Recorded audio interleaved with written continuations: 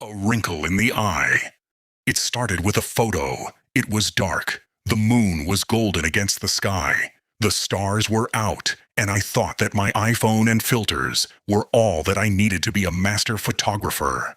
So I pulled over on the side of the highway last Monday night and snapped a photo for my Twitter banner. If I caught the moon and stars, hell, even just the moon, I thought it would be a success. Unfortunately, I caught something else. When I loaded the image up, it was purple, distorted. I figured it was just a bug from uploading while I was on Highway 26. The internet is super bad out there. I refreshed the image, but every time I pulled the screen down to reload, it came up as purple for a second. Then it would clear up. I considered taking another photo, but the road was pitch black, and I'd seen coyotes and foxes out there during the day, so I figured I was better off returning to my motel. I had driven across Washington State for work. They send me out to our Lind facility a couple times a year, which is smack in the middle of BFE, but a beautiful drive both ways. I've taken a lot of photographs along the way, mostly dilapidated farm structures or wildlife, a few shots of the cliffs, but that particular night was too lovely to miss. When I got back to the motel, I checked into my room and pulled the image up on my phone. It was still purple, even on the Wi-Fi there.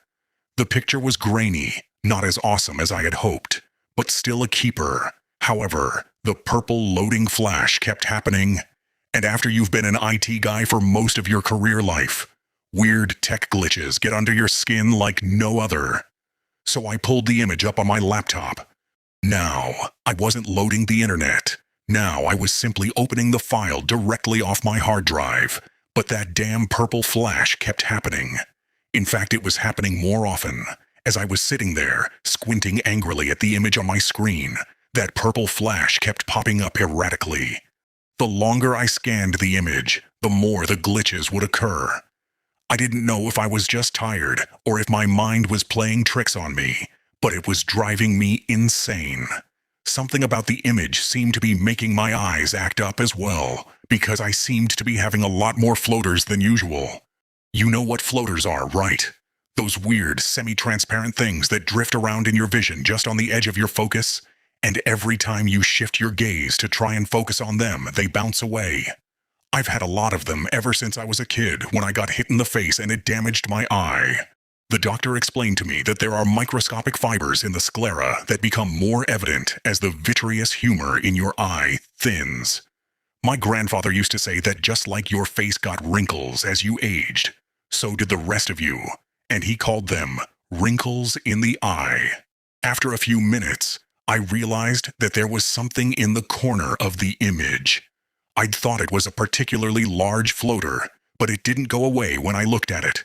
In fact, it almost seemed like the purple flashes happened when I passed my eye over it. Something was there, but I couldn't quite make it out, which is when I got the bright idea to use the 30 flat screen in the hotel room as a monitor. I went out to my car and fished out a spare HDMI cable, then returned and hooked my laptop up to the TV.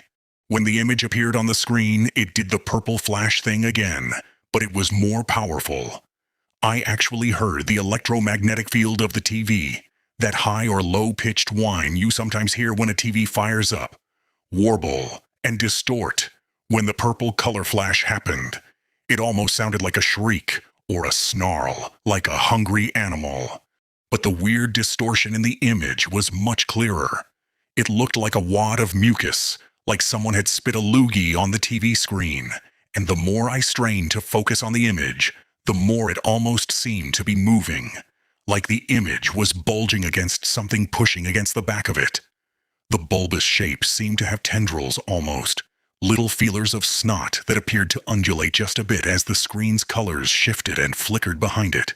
It was a hell of an optical illusion until the tendrils lashed out and curled around my wrist. The little thing had pinprick white eyes that were staring at me as it pulled my flat palm against the screen, like it was trying to pull me in, but I couldn't pass through the TV screen. Then, as more of its amorphous mass began to cling to my skin, I realized it was using me to pull itself out.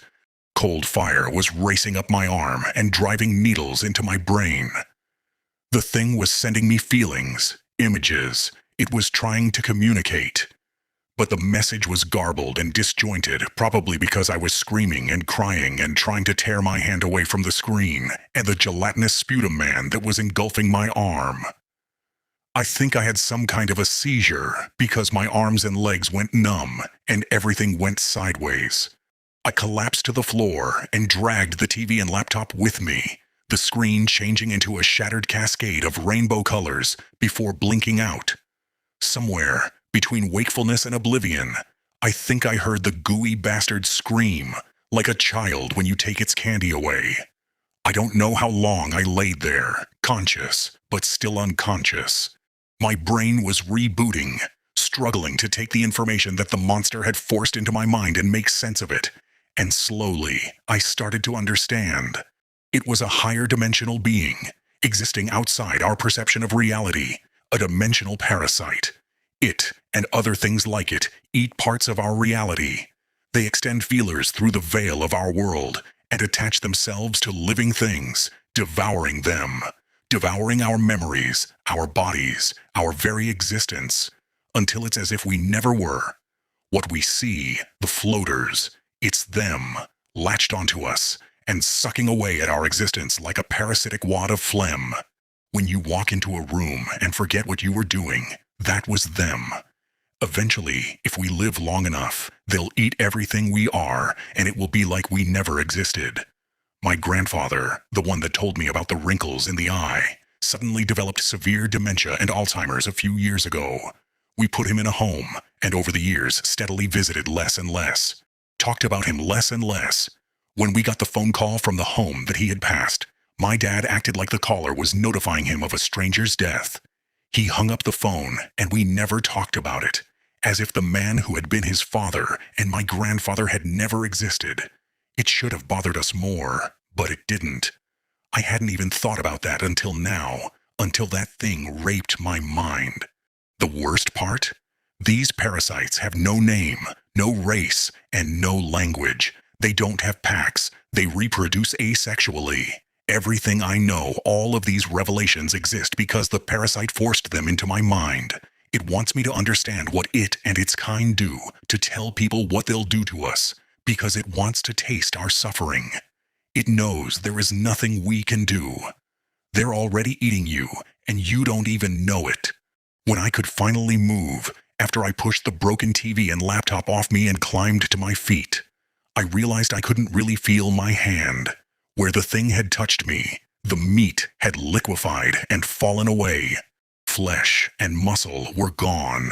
My wrist was exposed red bone and a few scraps of ligaments, without movement or sensation. Thank God for that. Where before it could only suckle at us, mostly ineffective. Being in direct contact with me for a few seconds had given it ample time to strip everything it could touch away.